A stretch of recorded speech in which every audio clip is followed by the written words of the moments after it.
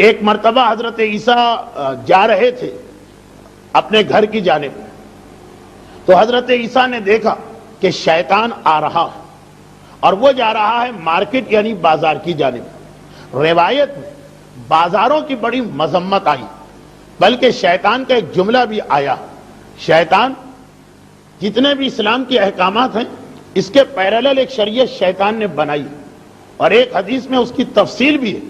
یہاں کے مجالس میں تو موقع نہیں ہے کہ ہم ان تمام موضوعات پہ گفتگو کریں، لیکن یہ ایک حکم ارشادی کے طور پہ گزارش کر دی جائے کہ جس طرح سے اسلام کے احکامات قرآن اور حدیث کو پڑھنا ضروری، اسی طرح شیطان کے حالات بھی پڑھنا ضروری۔ وہ ہمارا دشمن، آدمی کو دشمن سے ہر وقت الرٹ ہو کے بیٹھنا چاہیے، پتہ نہیں وہ کس طرح ہم پہ حملہ کر دے۔ تو شیطان کے حالات پر اردو میں اس وقت ایک ہی بہترین کتاب نظر آ رہی، شہید دست غیب شیرازی کی وہ کتاب جس کا نام ہے استعاذہ، شیطان کس طرح حملہ کرتا ہے اور مومن کس طرح اپنے آپ کو شیطان سے بچاتا۔ یہ ان کتابوں میں سے ایک کتاب جس کے بارے میں امام خمینی رضوان اللہ علیہ نے فرمایا تھا کہ یہ کتاب تو بچوں کے کورس میں شامل کی جائے اور ہر بچے کو یہ پوری کتاب رٹا دی جائے، شیطان کس طرح اٹیک کرتا۔ اس میں اس حدیث کا ایک ٹکڑا ہے جس میں شیطان اسلام کے پیرالل اپنی شریعت بتاتا۔ ایک کلمہ اسلام کا ہے تو شیطان نے کہا میرا بھی ایک کلمہ، ایک اذان اسلام کی، شیطان نے کہا میری بھی ایک اذان، ایک جنت جہنم اسلام تصور دیتا، شیطان نے کہا میری بھی ایک جنت، میری بھی ایک جہنم، اسلام رسولوں کا تصور دیتا، شیطان نے کہا میرے بھی کچھ نمائندے اور رسول جو دنیا والوں تک آتے، اسلام الہامی کتاب کا تصور دیتا، اللہ کی طرف سے کچھ کتابیں نازل ہوئی، تورات و زبور و انجیل و قرآن، شیطان نے اعلان کیا کہ میری بھی ایک کتاب ہے کہ جو میں اپنے ماننے والوں تک پہنچاتا ہوں۔ ایک بہت ہی دلچسپ لیکن میرے ٹاپک سے ہٹی ہوئی حدیث، اس کے اندر یہ جملہ بھی کہ شیطان نے کہا ایک اللہ کا گھر تو ایک میرا بھی گھر، اللہ کا گھر وہ ہے کہ جہاں اللہ ہوتا یعنی اس کی رحمتیں اور برکتیں ہوتی، اور میرا گھر وہ جہاں میں خود آ کے بیٹھتا ہوں، صبح کو کرسی بچھاتا ہوں اور شام کو کرسی اٹھاتا ہوں۔ اور اس کا یہ جملہ کہ پوچھا گیا کہ اے شیطان، اللہ کا گھر تو سمجھ میں آ گیا مسجد، تیرا گھر کون سا ہے جہاں تو صبح کرسی بچھا کے بیٹھ جاتا اور شام کو کرسی اٹھا کے چلا جاتا؟ کہا دنیا کے بازار، دنیا کی مارکیٹیں، یہاں آنے والے ہر آدمی کو میں گمراہ کر دیتا ہوں، یہاں آنے والے ہر شخص کو میں راہ ہدایت سے ہٹا دیتا ہوں۔ چنانچہ اسلام کے احکامات میں یہ بھی کہ بازار میں کم سے کم جاؤ اور جو ٹو دا پوائنٹ تمہارا کام ہے بس اسی سے تعلق رکھو۔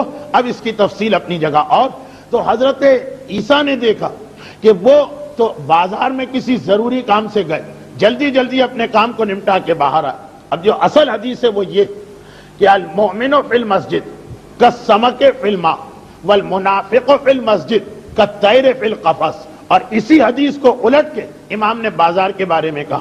امام فرماتے ہیں کہ جب مسجد میں مومن جاتا تو اس کی حالت یہ ہوتی جیسے مچھلی پانی میں پہنچ چکی، اس طرح سے اسے سکون ملتا، اطمینان ملتا۔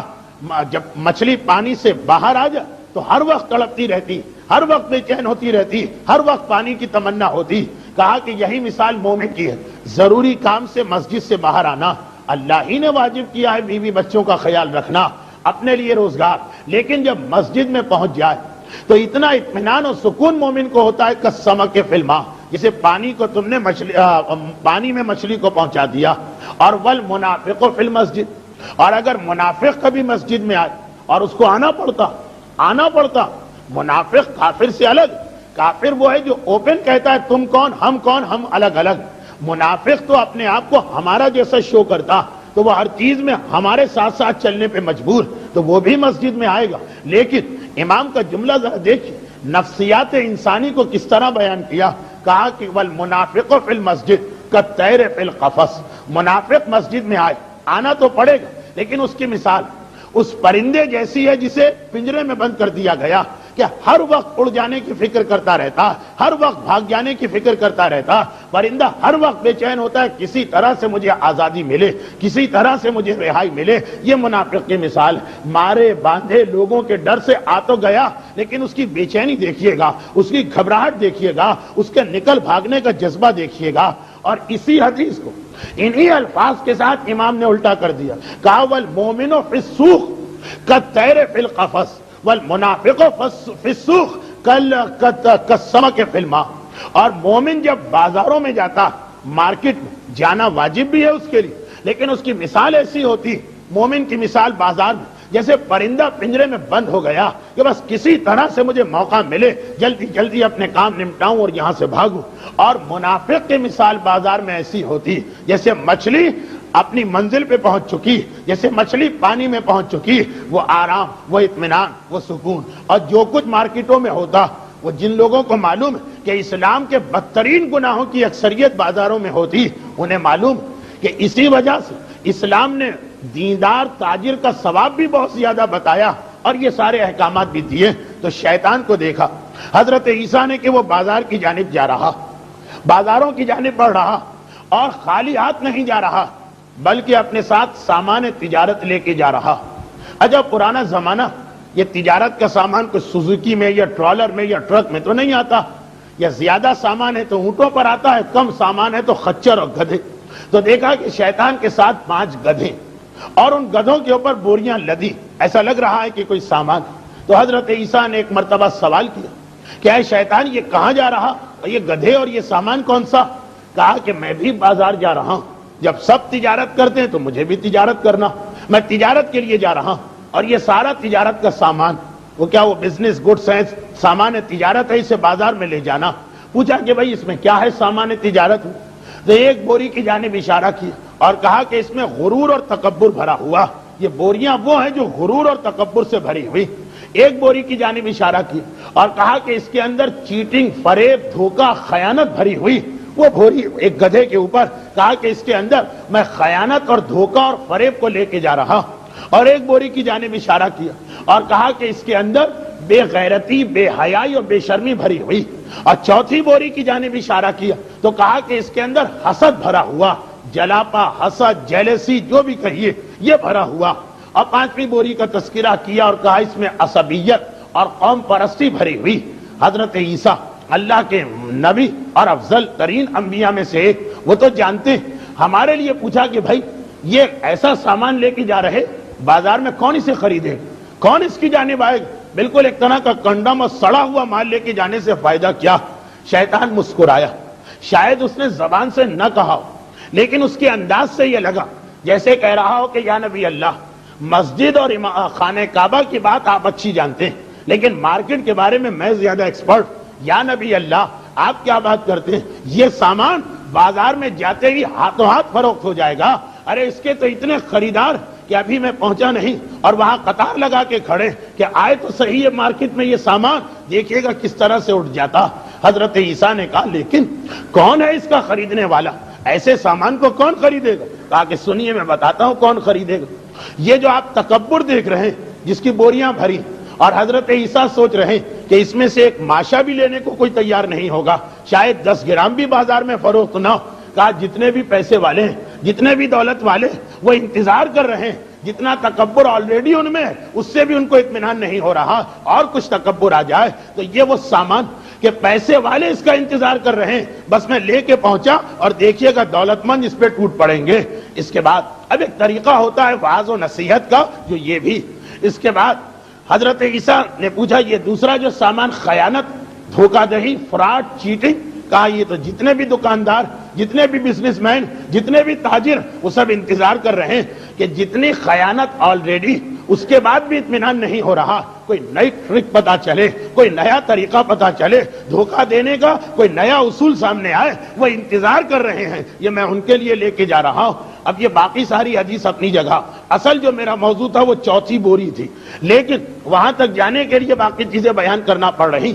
اور جہاں تک یہ بے حیائی اور بے شرمی کی بات، تو یا نبی اللہ، یہ جو آپ کی امت کی عورتیں ہیں نا، یہ ان کے لیے پروڈکٹ جا رہا، یہ لیڈیز آئٹم ہے، عورتوں کے درمیان فروخت کیا جائے گا، وہ انتظار کر رہی. یعنی جتنا بھی اب میں حضرت عیسیٰ کے زمانے کی بات کر رہا ہوں. آج کی مومنہ تو ماشاءاللہ بڑی دیانتدار، بڑی پرہیزگار، بڑی متقی، بڑی حجاب کی پابند، اس کی بات چھوڑی. یہ حضرت عیسیٰ کے زمانے میں، کیونکہ باقی سارے گناہ پہلے کم ہوتے تھے، آج کل زیادہ ہو گئے. لیکن یہ جو بے شرمی بے حیائی یہ پہلے زیادہ ہوتی تھی، آج کل بہت کم ہونے لگی ہے غالباً، ورنہ عورتیں اتنے جلدی ناراض نہ ہوا کریں، اور عورتوں کا تو خیال کرنا ہی پڑتا، کہیں مہمان بن کے جائیں تو چائے بھی نہیں ملتی ہے، اچھا وہ فلاں مولوی صاحب آ گئے، ہمارے بارے میں یہ پڑھا تھا، آج ہی تو موقع ملا ہے بدلہ لینے کا، تو خیر اس لیے میں بہت احتیاط کرتا ہوں اور بڑا احترام کرتا ہوں ان خواتین کا، لیکن شیطان کہہ رہا، اور میں تو نہیں کہہ رہی، تو شیطان کہہ رہا کہ یا نبی اللہ عورتوں کے بارے میں مجھ سے پوچھی، اور آج ہی نہیں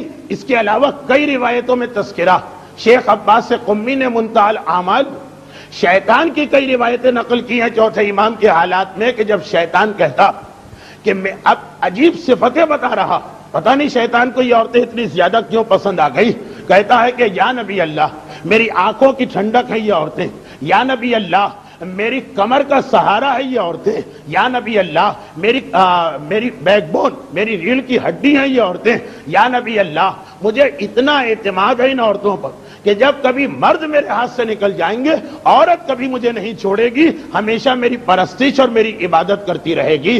ہاں یہ دوسری بات کہ حدیث کے آخر میں امام کا بھی جملہ کہ جس طرح سے عورت شیطان کی سپاہی، یہ شیطان نے جملہ کہا، اسی طرح عورت ہماری فوج کی بھی سپاہی اگر دیندار عورت ہو جائے، امام کہتے ہیں مردوں سے زیادہ کام آتی ہے دین کے لیے، اور بے دین عورت ہو جائے شیطان کہتا ہے مردوں سے زیادہ وہ میرے کام آتی ہے۔ اس پر بھی انشاءاللہ بعد میں گفتگو کی جائے گی، ابھی تو صرف ایک جھلک میں نے خواتین کو دکھائی کہ وہ سوچ سمجھ کے بعد کی مجالس میں شرکت فرمائے۔ تو اب شیطان کہہ رہا یہ جو بے حیائی اور بے غیرتی یہ جو سامان لدا پڑا، ہاں یہ دوسری بات کہ بعض اوقات نہ صحیح نہیں، بعض اوقات نہیں، اکثراً اس میں بھی قصور کسی اور کا ہوتا، یہ واقعہ میں بہت زیادہ پڑھ چکا ہوں، لیکن پھر بھی شاید اتنے بڑے مجمع میں یہ واقعہ میں نے یہاں نہ پڑھا۔ لاہور کا واقعہ، ابھی حال کی بات، حال سے مطلب اسی 10-12 سال پرانی بات، لاہور میں ہمارے قابل احترام عالم دین ہیں آغا علی موسوی، لاہور جو پرانا لاہور اندرون موچی دروازہ، وہاں کی مسجد جامع مسجد کے پیش نماز بھی خاصے طویل عرصے رہے، ان کے والد بھی تھے، اب ان کے بیٹے، تو بڑی 3 پشتوں کی خدمت ہے ایک ہی مسجد کے بارے میں۔ وہ یہ واقعہ سنا رہے تھے، وہ یہ کہہ رہے تھے کہ ایک مرتبہ میرے پاس ایک شخص آیا بہت پریشانی کے عالم میں، اور کہا کہ مولانا میرا ایک مسئلہ ہے اسے آپ حل کر دیجیے۔ آپ کو معلوم ہے کہ پیش نماز سے قوم کا کیا مسئلہ ہوتا، کوئی فقہی مسئلہ نہیں ہوتا، کوئی حلال و حرام کا مسئلہ نہیں ہوتا، یا استخارہ دیکھنا، یا کوئی تعویذ کا مسئلہ، یا کوئی دعا وغیرہ بتا دی، بس اس کے بعد پھر پیش نماز کی کوئی ضرورت نہیں ہے اس قوم کو۔ تو مولانا اتنا تو سمجھ گئے کہ اسی قسم کا کوئی مسئلہ ہوگا۔ ایک مرتبہ کہا کہ بتائیے جو میری استطاعت ہے میں آپ کی مدد کروں۔ تو کہا کہ میں اپنی بیٹی کے بارے میں بہت پریشان ہوں، آج کل کا زمانہ اولاد کے بارے میں آدمی کو پریشان رہنا بھی، اور خصوصاً اگر بیٹی، مگر بیٹی کے بارے میں کیا پریشانی ایک باپ کو ہو سکتی۔ اپنے اندازے سے مولانا نے سوچا کہ یا تو یہ ہوتا کہ کبھی بیٹی جو ہے کسی شریف گھر میں پیدا ہو مگر اس کی توہین و بے عزتی کا سبب بنے، یا یہ ہے کہ بیٹی ہے عمر گزری جا رہی ہے شادی نہیں ہوتی، یا یہ ہے کہ شادی ہو گئی ہے اولاد نہیں ہو رہی تو اسے طلاق ملنے یا دوسری بیوی کا مسئلہ کھڑا ہو رہا۔ عام طور پر باپ اپنی بیٹیوں کے بارے میں یہی مسئلے لے کے آتے ہیں۔ تو مولانا بھی سمجھے کہ ہاں ان سب کے بارے میں احادیث اور مختلف دعاؤں کی کتاب میں کوئی نہ کوئی دعا تو ہے۔ کہا کہ ہاں ٹھیک ہے بتائیے آپ کا مسئلہ کیا، اس مسئلے کو حل کیا جائے۔ کہا میری بیٹی کا مسئلہ ایسا کہ میں سوچ رہا ہوں کہ اگر وہ پیدا نہ ہوتی تو میرے لیے زیادہ بہتر، ایسی میری توہین اور رسوائی اور بدنامی کا سبب بن رہی۔ حقیقت میں آج کا دور ایسا کہ انتہائی شریف اور عزت دار گھرانے میں وہ ریڈیو، وہ ٹیلی ویژن، وہ وی سی آر، وہ ڈش اینٹینا، وہ اسٹار ٹی وی ایسا ہمارے بچوں اور بچیوں کے ذہن کو بدلا کہ نمازی اور پرہیزگار باپ پریشان کہ کس طرح سے اپنی اولاد پہ قابو پایا جائے، اور اگر اولاد میں بیٹی شامل ہے تو مولانا سمجھ گئے جب اس نے کہا ایسی بیٹی کہ کاش یہ پیدا نہ ہوتی تو زیادہ بہتر تھا، اس ذلت اور رسوائی سے کہ جو آج میرے سامنے آ رہی۔ سمجھ گئے کہ ایسی ہوگی نہ حجاب کا خیال، نہ والدین کی عزت کا خیال، ساری رات باہر رہنے والی۔ چنانچہ کہا کہ آپ گھبرائیے نہیں، ہر مسئلے کا حل ہے۔ تو آپ کی بیٹی کس سے، آپ کو کیا شکایت؟ کہا کہ عجیب لڑکی ہے یہ، میں گھر میں ہوتا ہوں، گھر سے باہر ہوتا ہوں، میرا بزنس ہے، میرے کانٹیکٹ، ہزاروں میرے مہمان میرے پاس آتے ہیں، جہاں کوئی مہمان میرے گھر میں آیا یہ میری بیٹی جا کے اپنے کمرے میں بیٹھ گئی. ہزار اس سے کہو کہ آؤ انکل کو سلام کرو, ان سے ملاقات کرو, ان سے ہاتھ ملاؤ, اگر میں نہ ہوں تو ان کو اٹینڈ کرو, ان سے گفتگو کرو, لیکن وہ ایسی نافرمان لڑکی ہے کہ کسی کے سامنے آنے کو تیار نہیں. لاکھ میں کہتا رہو وہ یہی کہتی ہے کہ یہ تو میرے لیے نامحرم, میں نامحرم کے سامنے کیسے آؤں. مولانا پردہ تو دل کا پردہ ہوتا ہے. یہ ساری چیزیں تو صرف اور صرف اگر انسان کی نیت صحیح نہ ہو تو 7 پردوں میں بٹھائیں گے تب بھی وہ گناہ ہو جائے گا. وہ ساری باتیں شروع کر دی اور کہا کہ میں بھی دوسروں کے گھر میں جاتا ہوں, اگر گھر والے نہ ہو تو وہاں کی عورتیں ہیں, وہاں کی بچیاں ہیں, آتی ہیں, بیٹھتی ہیں, گٹ پٹ ہوتی ہے, گپ شپ ہوتی ہے. یہ ساری چیزیں ایک مجھے ایسی ناکارہ اور نامعقول لڑکی ملی کہ سارے دوستوں کے سامنے میری توہین ہو رہی, سارے دوستوں کے سامنے شرمندگی ہو رہی. مولانا کہتے یا میری یہی سمجھ میں نہیں آ رہا کہ آخر میں اس کو جواب دوں تو کیا جواب دوں. وہ میرے پاس آ رہا ہے کہ مولانا کوئی ایسا تعویذ دے دیجئے کہ یہ سارا مسئلہ حل ہو جائے. اب کیسے اس کو سمجھایا جائے. میں نے ایک ہی جملہ کہا کہ بھائی نجف میں رہا ہوں, یہاں بھی بہت زیادہ میں نے دینی تعلیم حاصل کی, یہ کتاب پڑھی, وہ کتاب پڑھی, وہ کتاب حدیث کی, دعاؤں کی, اعمال کی ساری کتابیں بتا دی. مجھے اس میں بیماری کا تعویذ ملا, رزق کی پریشانی کا تعویذ ملا, اولاد نہ ہونے کا تعویذ ملا, شادی نہ ہونے کا تعویذ ملا, دشمنوں کے حسد سے بچنے کا تعویذ ملا. اب تک بے شرمی, بے غیرتی اور بے حیائی کا کوئی تعویذ نظر نہیں آیا. جس دن کسی کتاب میں یہ تعویذ نظر آیا سب سے پہلے آپ کو بلا کر آپ کی خدمت میں پیش کیا کروں گا. تو ایک تو یہ ہمارا آج کا ماحول اور معاشرہ بن چکا کہ جہاں پر وہ تو شیطان کہہ رہا کہ آلریڈی عورتیں یہ جو پروڈکٹ آ رہا ہے مارکیٹ میں, یہ بے شرمی اور بے حیائی, اس کے خریدنے کے لیے تیار بیٹھی. اور پھر اگر باپ بھی اپنے بیٹیوں کو اور بڑے بھائی بھی اپنی بہنوں کو اور خاندان کے مرد بھی اپنے خاندان کی عورتوں کو اس راستے پہ لے جائیں تو وہ تو ویسے ہی شیطان کے انتہائی قریب. یہ تو اور زیادہ ہم نے غضب کر دیا. لیکن اس کے لیے ابھی 19 یا 20 رمضان کی تقریر کا انتظار کریں, کچھ تفصیل آنے والی ہے. چوتھی بوری کس کے لیے, یہ چوتھا تھیلا کس کے لیے؟ کہا یا نبی اللہ اس کے اندر تو حسد بھرا ہوا, حسد, دوسروں سے جلاپا, یہ کون خریدے گا؟ کہا کہ آپ کو نہیں معلوم. وہ سارے علماء انتظار کر رہے ہیں اور تیار بیٹھے کہ کہیں سے حسد کے بورے آئیں. تو جتنا حسد ہے اب مزید ان کو حسد چاہیے ہے, جو ایک دوسرے سے حسد ہوتا. اور 5ویں چیز قوم پرستی عرب کے لیے اس نے بیان کی شیطان نے. تو مسئلہ یہ کہ حسد ایک ایسی چیز ہے کہ عام مومن کو چھوڑے, متقی اور پرہیزگار کو چھوڑے, الا شاذ و نادر آپ کو صاحبان علم کے اندر بھی یہ خرابی نظر آ جائے گی. یہ حسد وہ چیز ہے کہ جو انسان کبھی انسان کو نہیں بخشتی ہے.